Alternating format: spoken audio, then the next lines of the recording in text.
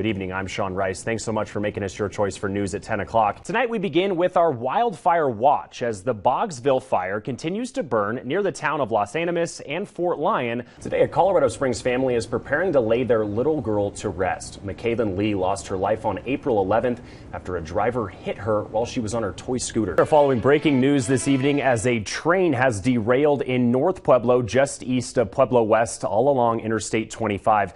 This is a live look from a moment ago. You can see a variety of emergency vehicles, the Pueblo County Sheriff's Office, fire trucks on scene, and you can see that train really colliding through the bridge and onto Interstate 25. This image right here is sent from a viewer where it appears that train was carrying some sort of coal, and that has also seeped onto Interstate 25 as well.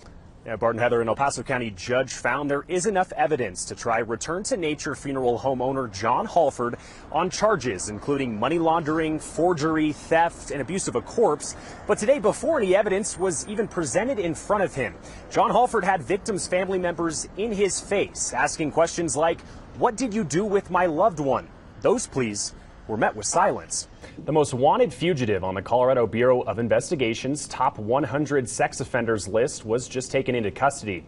We turn now to a story that is absolutely Colorado. Were you tired of your hair whipping around in the wind? Well, why not shave it off and help raise money for cancer research all at the same time? Well, a new technology has entered Colorado Springs classrooms to keep phones out of high schoolers' hands. One District 11 charter school is implementing a locking phone pouch to help improve teen mental health, classroom engagement, and online bullying. The man who filmed this video and is accused of speeding over 160 miles per hour from Colorado Springs to Denver has now bonded out of jail less than 24 hours since being extradited back here to El Paso County from Texas. My son! What did you do with my son? What did you do with my son? This is my son. What did you do with him? Where is he? Where is my baby? Demanding answers. Today, John Halford walked into the El Paso County Courthouse in Colorado Springs, where 140 of the 189 decedents he's accused of improperly storing resided. That list may include Heather DeWolf's son, Zach, who, after being entrusted to Return to Nature, remains unidentified to this day. He's a coward. It was not unexpected. He's a coward. That man is a coward. Halford came to court wearing a navy blue striped suit after posting a $100,000 bond just last week. Today, in a 2-hour hearing, prosecutors presented evidence that John and his wife, Carrie, bought and sold 2 vehicles in an attempt to conceal the money they're accused of taking from families seeking burials and cremation services. The judge found there was enough evidence to suggest that John Halford may have engaged in money laundering. Outside the courtroom, family members bombarded John Halford with demands for answers, hoping for any kind of response. Those demands met with complete silence. John, you previously told your wife that you didn't give an F about this community and you wanted to stay out of effing prison. Is that still how you feel? Still missing. Where's the rest of my son's body? The 100 pounds he lost during decomposition while he laid in your funeral home. Where is it, John? Did you flush it down the toilet? Water cremation? With the judge's ruling today that John Halford will be sent to a trial, the next step is arraignment hearings where both John and Carrie Halford will plead guilty or not guilty. Those hearings will be held on the same day, March 21st. What did you do with my son? What did you do with my son? John, why the silence? Stop. What's talking the to my silence? represented client. Back off. This is a public sidewalk. Keep asking me the question that I want. He's represented. He's not speaking. Would you like to say anything? No, thank you. Why not? On a cold January night this year, surveillance video shows 59-year-old Jerome Bustos peering into this Dollar General in Pueblo. He's looking for his ex-girlfriend, Renee Dominguez. The two exchange words in the parking lot, and then Renee is seen running back into the store. What follows? A barrage of bullets that Pueblo police say were fired by Bustos. Renee died at the store that night. Bustos drove to Colorado Springs, where police say he died by suicide hours later. Renee's closest friends say she had warned them that her life was in danger. She knew. She had a feeling for months, no, for weeks. She's been telling us all, I'm going to die. He's going to kill me. I could feel it. Renee's cries for help began 3 months earlier on November 7th. Yeah, Pueblo police respond to a domestic violence call at a home on Desert Candle Drive in North Pueblo. We beat the shit out of women all the time. A neighbor across from the home gives officers a warning before they enter the home. So crazy, be careful. Okay, we will. Once inside, officers separate Dominguez and Bustos. Did anything get physical at all? No, we just talking, screaming.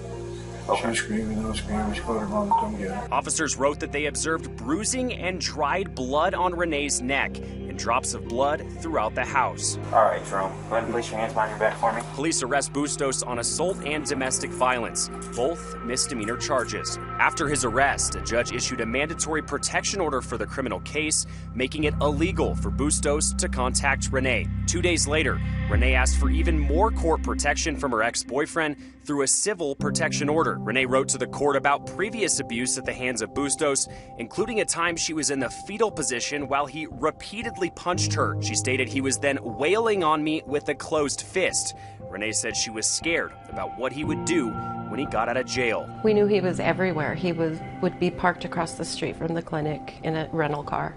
He went around this every which way he could, and he knew where she was every time. 10 days later, Pueblo police were called to the Southern Colorado clinic where Renee works. That's where court records say Jerome was arrested for violating the criminal protection order for stalking her in and around her work. He was jailed overnight and released the next day. 1 month later, in December, records show he called Renee's work attempting to get her fired. That's when police filed an arrest warrant for Bustos for stalking. But for 17 days, the time between the warrant being issued and Renee's murder, that warrant sat on the desk of Pueblo District Attorney Jeff Chostner, who says his office was in the process of reviewing evidence. It turned from not domestic violence to flat out stalking her. I'm going to kill you.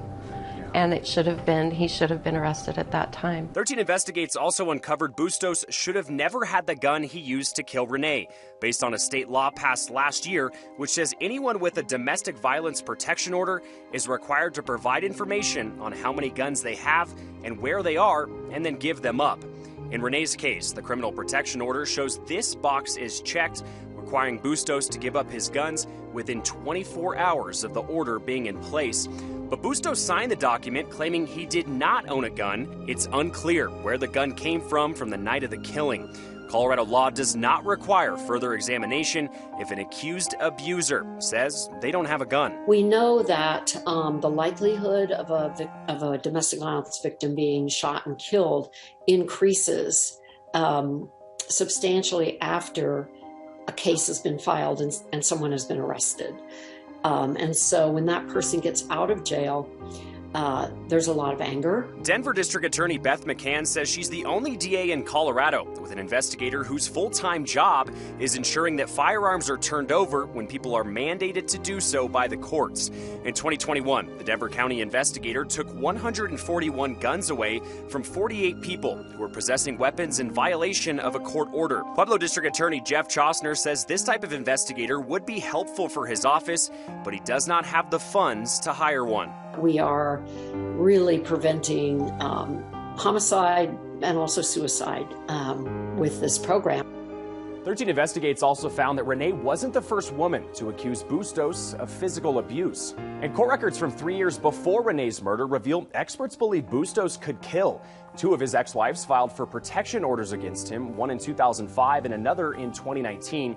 In that 2019 case, an assessment was completed that concluded that ex-wife was in danger of being murdered by Bustos.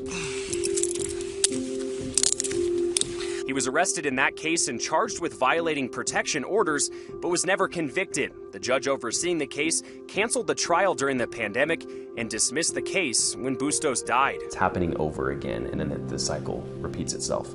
Has there been any talk in the lawmaker realm of things in your conversations of making violation of a protection order more than a Class 2 misdemeanor? We in the Domestic Violence Fatality Review Board, we in public policy roles have an obligation to keep looking at our protection order system. Is it working as it's intended to, or is there room for improvement? I am open to that conversation. We need that conversation, and we'll keep having it. Renee's friends are now calling on the state and lawmakers to address failures in the system. Laws need to change so that the judges and the police can act, in the best interest of the victim and not You know, just let the abuser just get a slap on the wrist. They failed her. She did everything right. Renee's family filed a wrongful death lawsuit against the Bustos estate. In that lawsuit, they asked for monetary damages to be paid to Renee's son, who is now growing up without a mother. Sean Rice, 13 investigates.